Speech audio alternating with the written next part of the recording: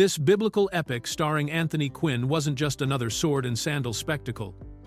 It was a production plagued by forgotten gladiator sandals, real solar eclipses, experimental electronic music, and family nepotism that would make modern Hollywood blush. Here are the 15 weird facts you didn't know about Barabbas. Fact 1. Real solar eclipse during filming. When director Richard Fleischer was planning the crucifixion scene for Barabbas in 1961, he faced a decision that would either create cinematic magic or result in complete disaster. The script called for supernatural darkness to fall over the land as Jesus died on the cross, and Fleischer wanted something more authentic than studio lighting tricks or special effects. So he made an incredibly bold choice that bordered on insanity. He would wait for a real solar eclipse and film the crucifixion during the actual event. The total solar eclipse was scheduled to sweep across southern Europe on February 15, 1961, passing directly over the filming locations in Italy. This gave Fleischer exactly one shot to capture the scene, with absolutely no possibility of retakes. The entire production schedule had to be rearranged around this single astronomical event, and everything depended on having perfect weather conditions during the brief 2 to 3 minute window when the moon would completely block the Sunday.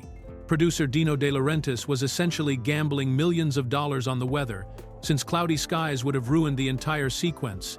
The crew had to have all cameras positioned and ready, with every actor in place, knowing they would get only one chance to capture this otherworldly moment. As one film historian noted, this plan had very little hope of success and was perhaps even bordering on insane, but the gamble paid off spectacularly.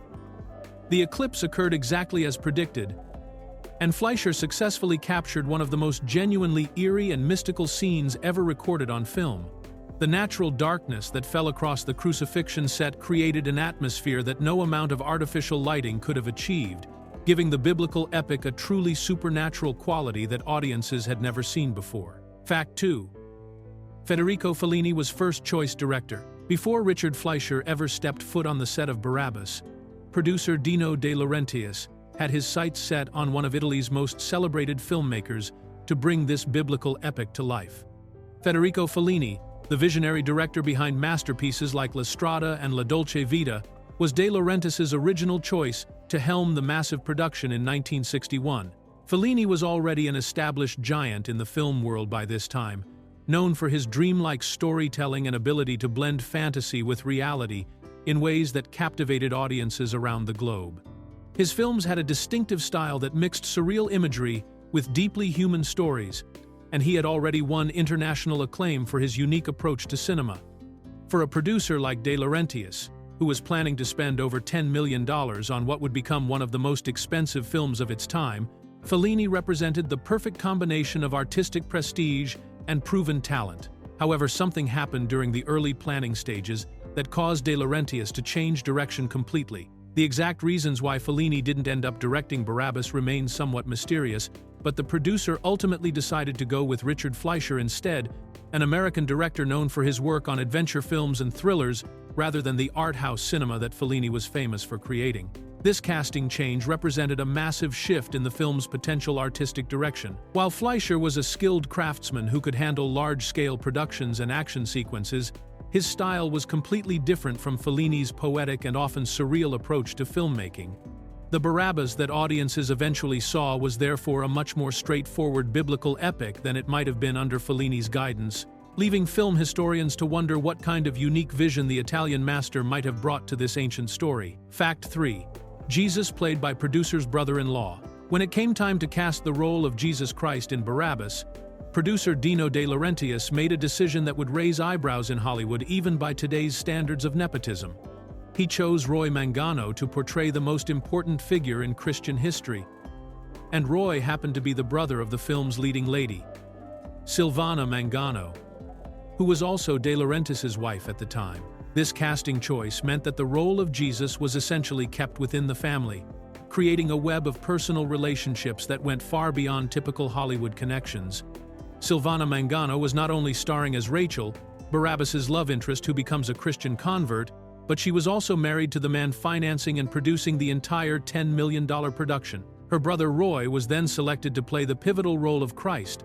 Despite having limited acting experience, compared to the international stars that filled the rest of the cast. The decision becomes even more interesting when you consider that Jesus, while central to the story, appears in relatively few scenes throughout the film's 2-hour and 17-minute runtime. Most of his appearances occurred during the crucifixion sequence that was filmed during the real solar eclipse, making his performance one of the most dramatically lit in cinema history. Roy Mangano had to embody this iconic religious figure while working alongside his sister and brother-in-law, creating an unusual family dynamic on what was already an incredibly ambitious and expensive production. This type of family casting was not uncommon in the Italian film industry of the 1960s, where many productions were controlled by powerful producers who often included relatives in their projects. However, having the producer's brother-in-law play Jesus Christ in a major biblical epic represented an especially bold example of keeping important roles within the family circle, regardless of traditional casting considerations. Fact 4. Anthony Quinn's missing sandals disaster.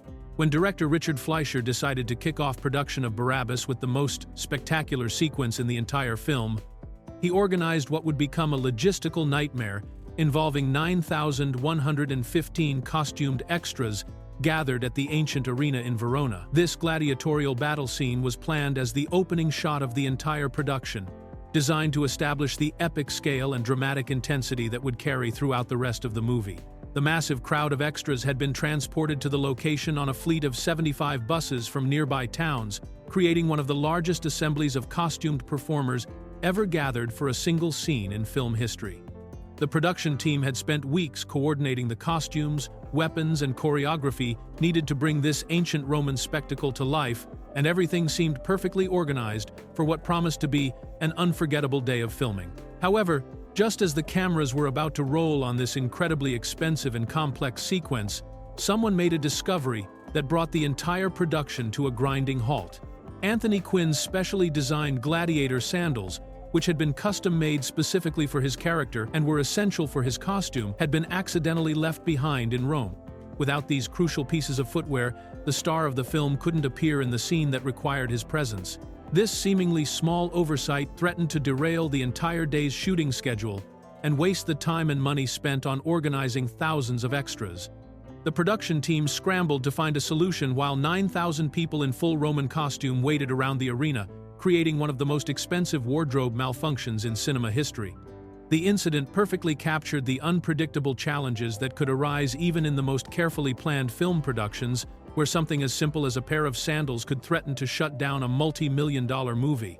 Fact 5. Revolutionary electronic music score. Years before synthesizers became common in movie soundtracks, composer Mario Nasimbene was experimenting with groundbreaking electronic techniques that would make the Barabbas score unlike anything audiences had ever heard in a biblical epic.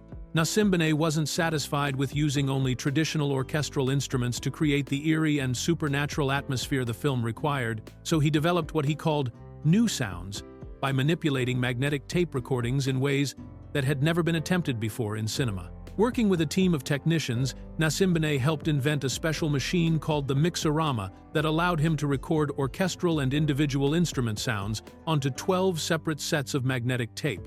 He could then manipulate, blend, and splinter these recorded sounds using advanced audio techniques to create effects that were impossible to achieve with live musicians alone. The process involved changing tape speeds during recording and playback, which created haunting, otherworldly tones that perfectly matched the film's supernatural themes. This experimental approach was incredibly advanced for 1961, when most film scores relied entirely on traditional orchestras and standard recording methods. Nasimbene's electronic manipulations created sounds that seemed to come from another world, adding an unsettling quality to scenes involving religious visions and divine intervention. The composer later explained that he needed more than conventional instruments could provide to fulfill his musical ideas for the film. The main theme of the score was based on the Kyrie from a traditional Roman Catholic Mass, but Nasimbene's electronic treatments transformed this ancient melody into something that sounded both timeless and futuristic. His innovative techniques on Barabbas would later influence other composers, including Ennio Morricone, who worked with Nasimbene on some projects and learned from his experimental methods. The film's soundtrack became a pioneering example of how electronic music could enhance dramatic storytelling decades before such techniques became standard in Hollywood. Fact 6. Sharon Tate's first film appearance. Among the thousands of extras filling the amphitheater during the gladiatorial scenes in Barabbas was an 18-year-old American girl who would later become one of Hollywood's most promising stars before her life was tragically cut short. Sharon Tate made her very first appearance in any movie during the filming of this biblical epic, working as an uncredited extra in the arena sequences that featured thousands of costumed performers. At the time of filming in 1961, Tate was living in Italy with her military family, as her father was a colonel in the United States Army who had been stationed in Europe.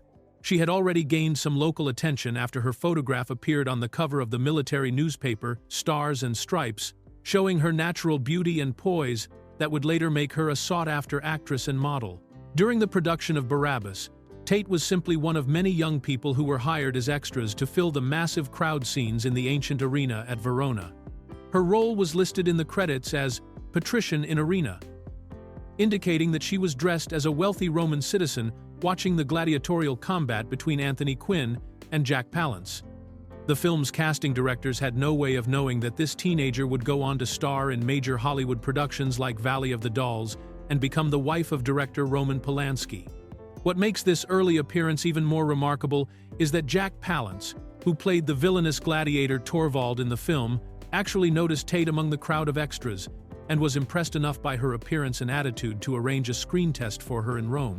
Although this initial screen test didn't immediately lead to major roles, it represented the first step in what would become a brief but memorable career in Hollywood before her death in 1969.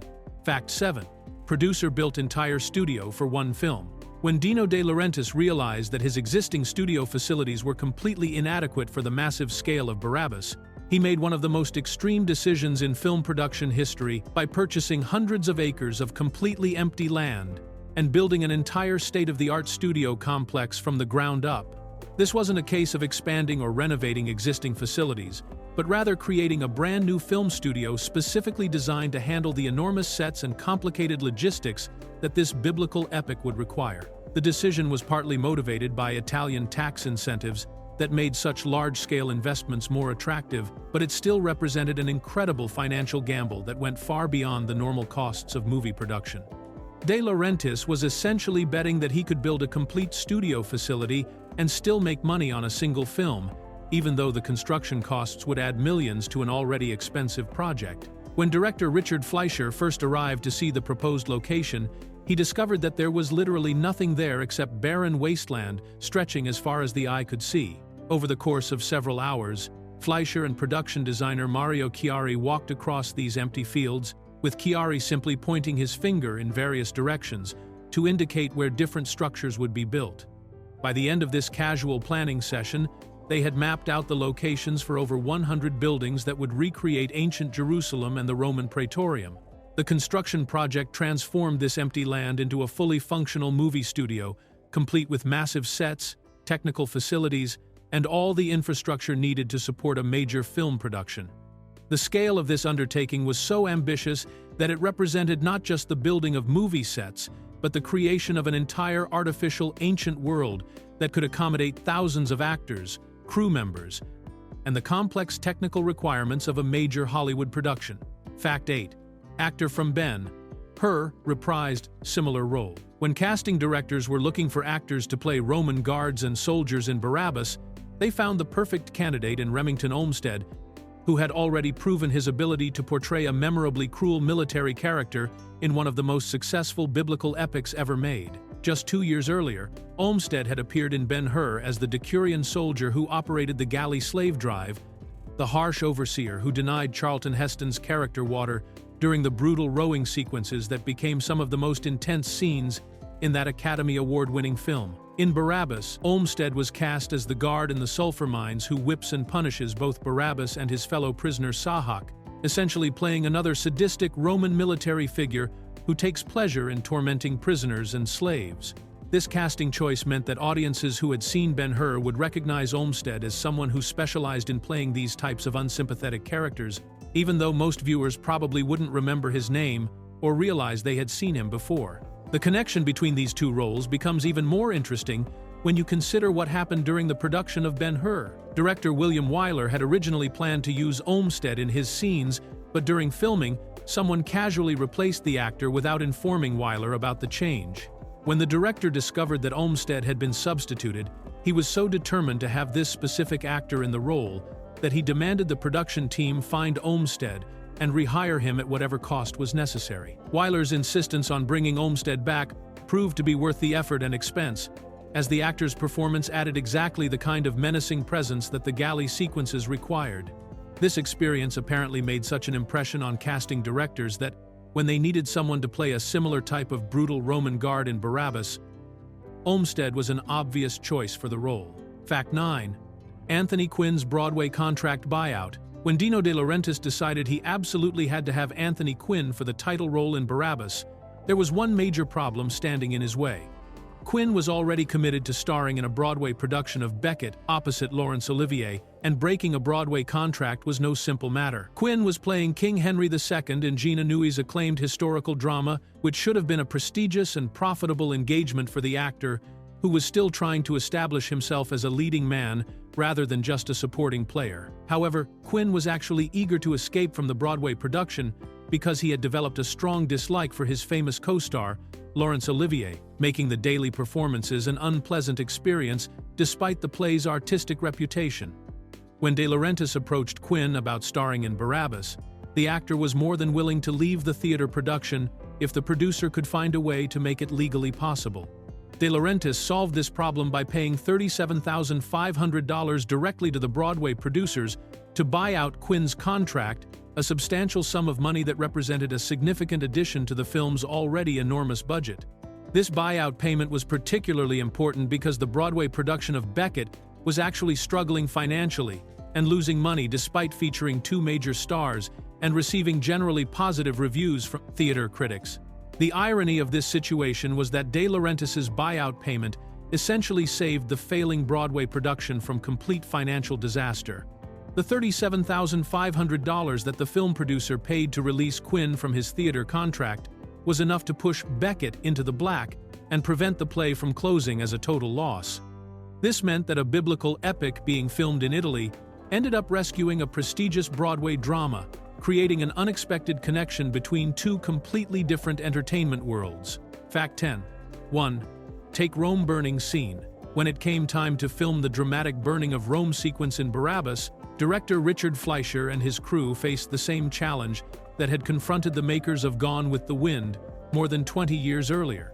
How do you create a massive fire scene that looks authentic and spectacular without spending a fortune on special effects or risking the safety of your actors and crew members? Fleischer decided to follow the same approach that had made the burning of Atlanta so memorable in the earlier film, which meant building elaborate city sets at eye level and then actually setting them on fire for real.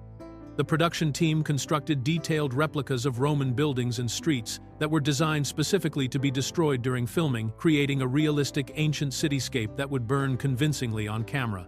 The entire burning sequence had to be completed in a single night of filming because once the sets were set ablaze, there would be no opportunity for retakes or additional shots.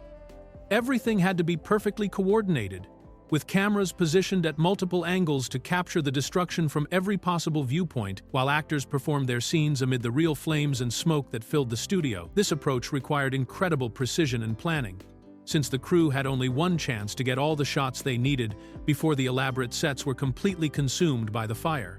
The flames had to be controlled carefully enough to ensure the safety of everyone involved, while still creating the dramatic visual impact that the scene required to show the chaos and destruction of Nero's Rome. The decision to actually burn the sets, rather than relying on miniatures or optical effects, created some of the most convincing fire sequences ever captured on film. Like the burning of Atlanta in Gone with the Wind, the destruction of Rome in Barabbas became a spectacular example of practical filmmaking techniques that created images so realistic that modern audiences, accustomed to computer-generated effects, might assume they were watching digital creations rather than real fire. Fact 11. Jack Palance discovered Sharon Tate. While Sharon Tate was working as one of thousands of uncredited extras in the amphitheater scenes of Barabbas, she caught the attention of someone who would become instrumental in launching her Hollywood career. Jack Palance, who was starring as the villainous gladiator Torvald in the film, noticed the 18-year-old American girl among the crowd of costumed performers and was immediately struck by something special about her appearance and attitude that set her apart from the other extras. Palance was already an established actor by 1961, known for his distinctive looks and intense screen presence in films like Shane and Sudden Fear, which had earned him Academy Award nominations. His experience in the film industry gave him an eye for recognizing potential talent, and he could see that Tate possessed the kind of natural beauty and screen presence that could translate into a successful acting career.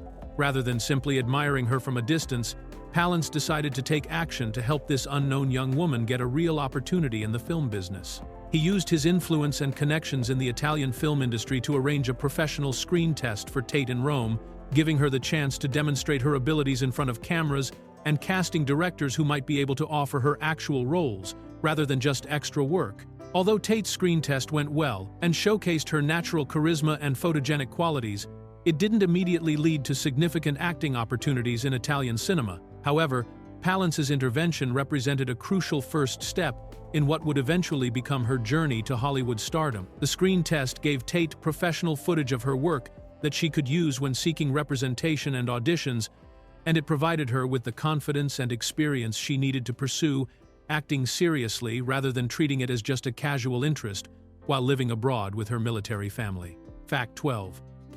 Quinn met his future wife on set.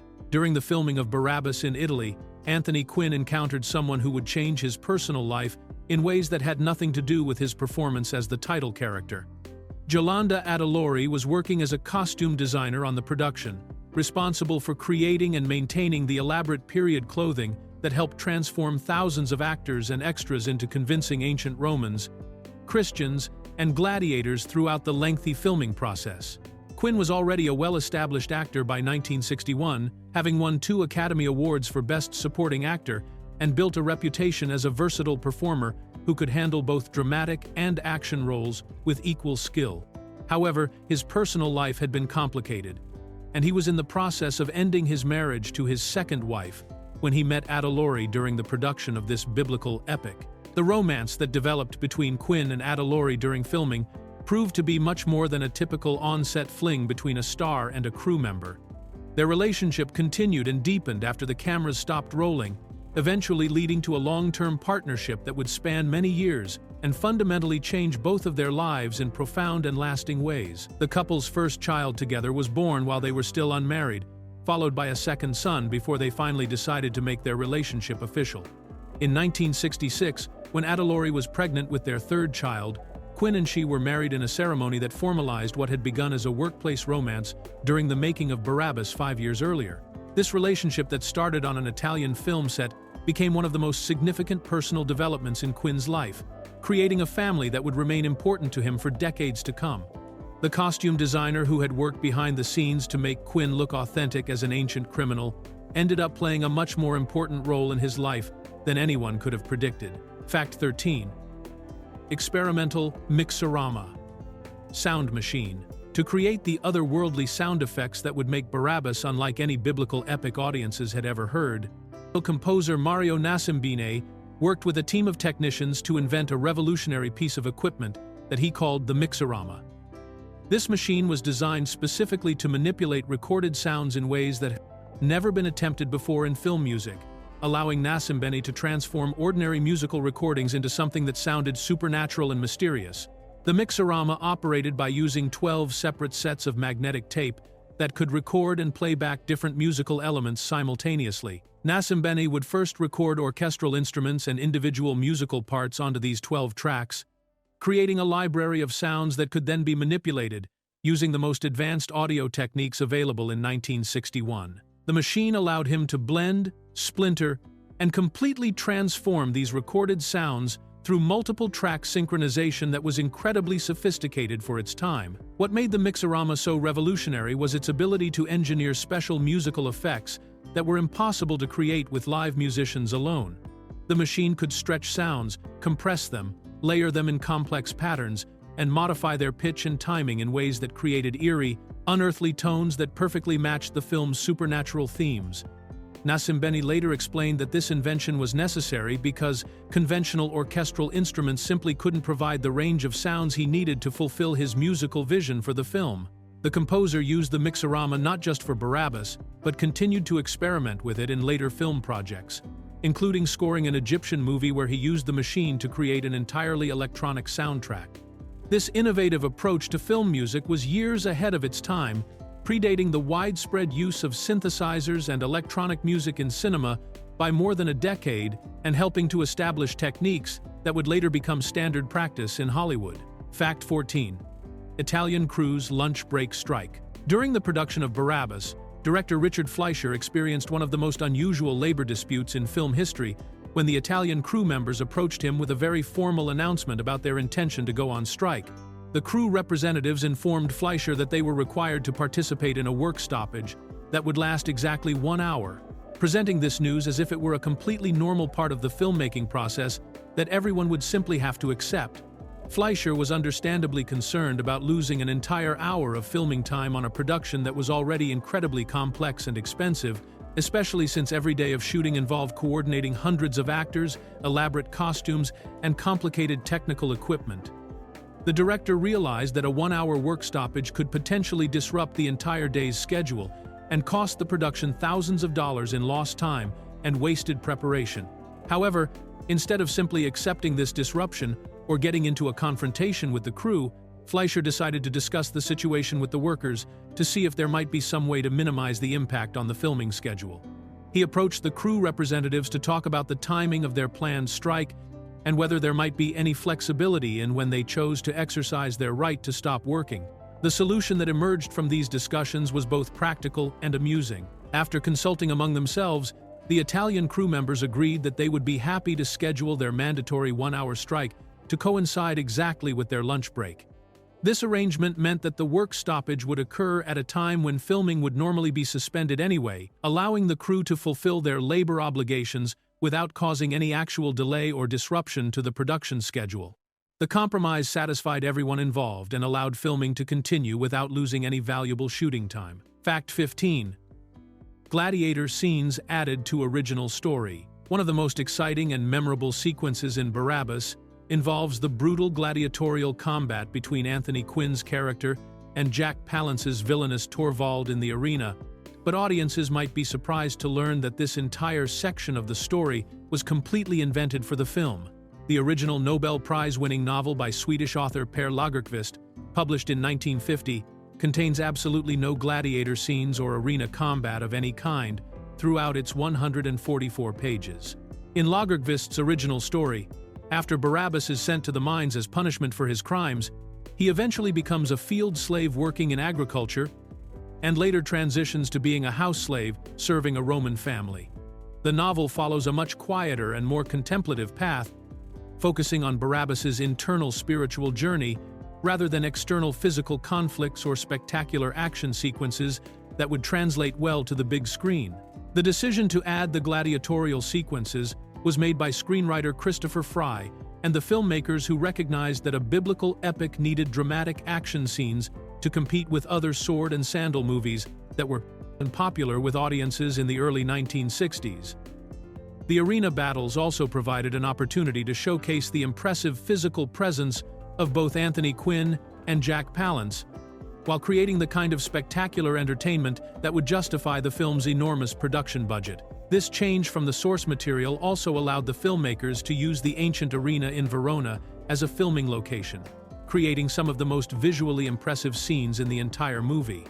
The gladiator sequences became so central to the film's identity that many viewers probably assumed they were always part of the original story, when in fact they represent one of the most significant departures from Lagerkvist's more introspective and philosophical approach to the character of Barabbas.